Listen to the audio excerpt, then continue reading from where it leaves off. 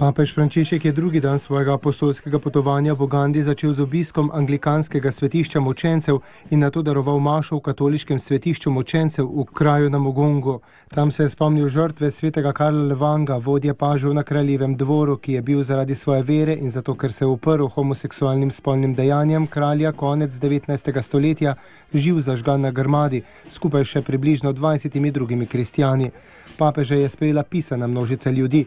Na tisoče jih je hodilo vso noč po blatnih cestah, da bi se udeležili maše z njim. Slovesno se je začela s procesijo z relikvijami mučencev. Papež se je v pridigi z hvaležnostjo spomnil žrtve teh ugandskih mučencev, tudi anglikanskih, katerih smrt za Kristusa po njegovih besedah pričuje o ekumenizmu krvi.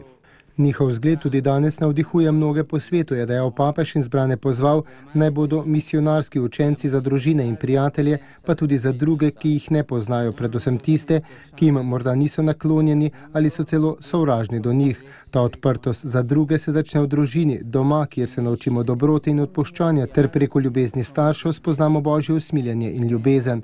Ta odprtost pa se izraža tudi v skrbi za ostarele, uboge vdove in sirote. Pričevanje mučencev po papeževih besedah vsem kaže, da posvetni užitki in zemeljska oblast ne prinašajo dolgotrajnega veselja in miru.